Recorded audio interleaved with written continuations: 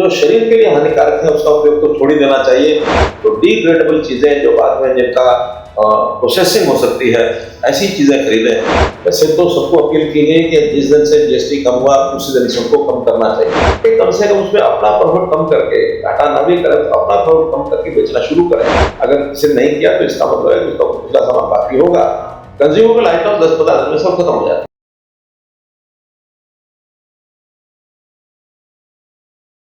मित्रों, जैसा हमको जानकारी है कि 2020 12 मई को अपने प्रधानमंत्री श्री नरेंद्र मोदी जी ने आत्मनिर्भर भारत इस प्रकार का एक आह्वान किया था। कई चरणों में नीचे तक लेके गए। सबसे पहले जो अपना ब्यूरोक्रेसी, अधिकारीगण, उसके बाद पॉलिटिकल नेता, इसके बाद मीडिया के सामने भी ये विषय कई बार आए, और बाद में इस प्रकार के आत्मनिर्भर भारत के रूप में नीचे तक विषय जाने के लिए एक बड़ा आंदोलन चलाया, रथ यात्राएं चलाई, और लाखों गांव में और शहरों में वो यात्राएं गई। रथ यात्रा के माध्यम से कैंप्स लगाए गए और लोगों को आत्मनिर्भर भारत क्या है उसके बारे में बताया गया। कोविड-19 जब शुरू हुआ, वास्तव में इसकी शुरुआत उस समय हो गई थी। हमको पता है कि बहुत भयंकर बीमारी थी और उसके इलाज के लिए जो वैक्सीन चाहिए थी वो वैक्सीन अपने देश में नहीं थी। अमेरिका ने भी एक उस समय एक वहाँ के कुछ लोगों ने, अमेरिका नहीं कहना चाहिए, कुछ लोगों ने एक शंका जाहिर की कि कोविड का अगर सबसे ज़्यादा प्रभाव किसी पर पड़ेगा तो भारतवर्ष पर पड़ेगा, क्योंकि भारतवर्ष की आबादी बहुत है। कोविड का प्रभाव सब पर पड़ रहा है। भारत के पास इतने साधन भी नहीं है कि अपने लोगों को ये बचा पाए। लेकिन मोदी जी ने उसको एक चैलेंज के रूप में लिया। अपने देश के साइंटिस्ट, उनको आह्वान किया कि आप इसके लिए रोकथाम के लिए एक वैक्सीन बनाएं, और एक नहीं 2-2 वैक्सीन बनाई गई, और उससे न केवल अपने देश के 140 करोड़ लोगों को बचाया, बल्कि 100 अन्य देशों को भी ये वैक्सीन का टीका इंजेक्शन भेजा गया, जिसमें से एक इतना बड़ा संकट जो मंडरा रहा था उससे हम बच पाए। बाद में धीरे धीरे इस स्वदेशी आंदोलन की और रूपरेखा बनी, आत्मनिर्भर भारत की रूपरेखा बनी। उसी के अंतर्गत स्वदेशी आंदोलन, वास्तव में स्वदेशी आंदोलन को पहली बार चल रहा है ऐसा नहीं है। इससे पहले महात्मा गांधी जी ने भी देश के अंदर एक भावना जागृत करने के लिए कि देश की जनता कैसे अपने देश के साथ जुड़े, स्वदेशी का भाव कैसे जागृत हो, तो स्वदेशी आंदोलन उस समय भी आज़ादी से पहले चलाया था।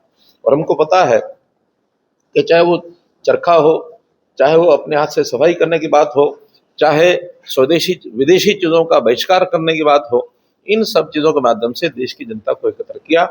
और उस समय में जब कोई मीडिया नहीं होता था, सोशल मीडिया नहीं होता था, देश की सारी जनता को एक साथ एक सूत्र में पिरो करके और देश की आज़ादी के लिए जो महात्मा गांधी जी ने काम किया, बहुत बड़ा सफल आंदोलन ये हुआ। और मैं समझता हूँ उसका अगर कोई एक बिंदु सूत्रधार के रूप में कहा जा सकता है तो स्वदेशी कहा जा सकता है।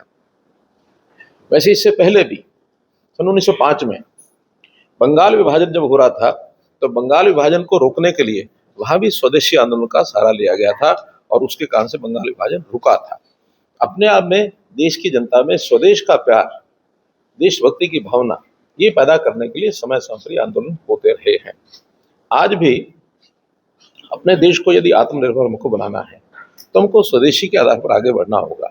तो इस स्वदेशी के नाते से पुरानी जो स्वदेशी की जो उस समय की बातें थी, उसमें मुख्य रूप से होता था कि हम विदेशी चीज़ों का बहिष्कार करें, उनकी होली जलाएं, अपने सामान पर हम कितना ज़्यादा रिलाय अपन कर सकते हैं, कितना बढ़ा सकते हैं। ठीक है, चरखा और खादी ये 2 विषय तो बने, या जो छोटे छोटे उद्योग हैं उनको पंचायती राज के माध्यम से उनको पुनर्जीवित किया जाए, लेकिन उतना मात्र आज पर्याप्त नहीं है। आज तो चूंकि दुनिया की आर्थिकी, आज का जो कंजम्पशन है, जो उपयोग है, उपभोग है, उसके ऊपर टिकी हुई है। तो आज आधुनिकता के आधार पर हमको आधुनिक चीज़ें भी, उसका भी निर्माण करना पड़ेगा। इसीलिए आत्मनिर्भर होने के लिए और बहुत से ऐसे जो काम हैं वो किए गए हैं।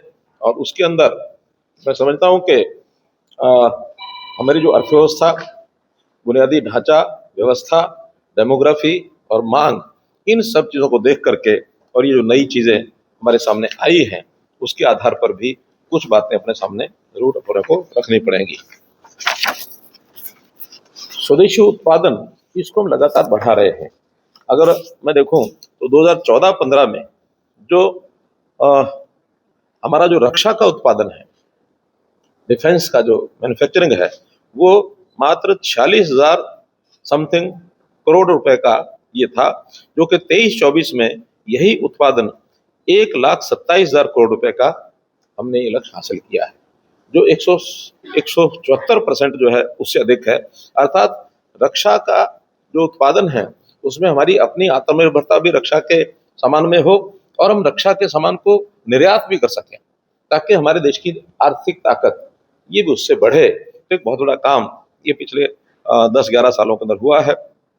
रक्षा का निर्यात जैसे मैंने बताया 13-14 में मात्र 686 करोड़ रुपए का और जो है निर्यात है, ये रक्षा का निर्यात हमने किया, जो कि अब 24-25 में ये आंकड़ा बढ़कर 23,622 करोड़ रुपया हो गया। 100 से अधिक देशों में भारतीय रक्षा उपकरण ये निर्यात किए जाते हैं,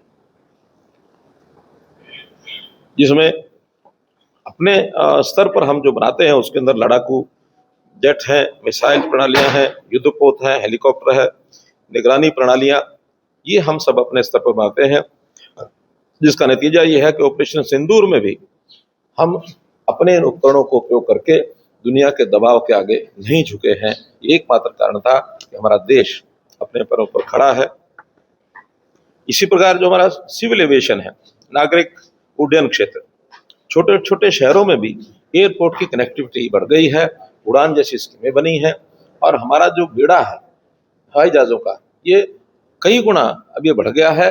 देश के जितने एयरपोर्ट 2013-14 में थे उससे डबल एयरपोर्ट हो गए हैं और उस नाते से भी हम जो है इस सारे विषय को लेकर के आगे बढ़े हैं। अंतरिक्ष क्षेत्र के अंदर चंद्रयान है, मंगलयान है, नाविक यानी जो गूगल मैप की तरह एक नया सॉफ्टवेयर बना है नाविक का, उसी प्रकार से जैसे गूगल मैप है उससे भी बढ़िया और ये काम जो नाविक करता है, ये भी हमने दुनिया की टेक्नोलॉजी के अंदर अपने आप को साबित किया है कि हम किसी से कम नहीं हैं।